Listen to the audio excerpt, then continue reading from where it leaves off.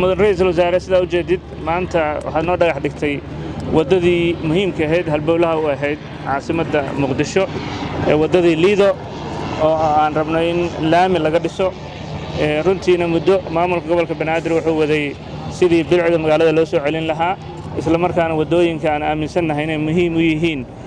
kobaca dhaqaalaha siiba wadadan Liido kuma sii jirto waa wado runtii dhalinyarada iyo caruurtaba xeebta Liido aad taqaanay ee ku soo damaasha tagaan waa wado muhiim u ah ganacsatada oo ganacsato badani ay joogaan waa wado aan isleenahay dhismaheedu wuxuu qayb weyn ka yahay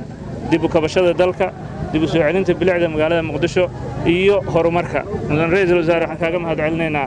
sida aad mar walbaba u garab taagan tahay mashaariicda horumarineed in dalka oo dhan laga hirgeliyo gaar ahaan mashruucan isaga ah 25% ee qarashka ku bixi lahaana inaad adiga maaragtay noo bilowday annagana anagoo kaashanayna maamulka iyo shacabka ganacsatadana aan rajaynayno inta dhimanayna dhamaystirno wadadan waa wada halkan ka bilaabanaysa ilaa iyo isgoyska Kaaraan ku tagaysa oo 2 kiiloomitir ah waxaan rajaynaynaa mar alaale markay wadadan dhamaatana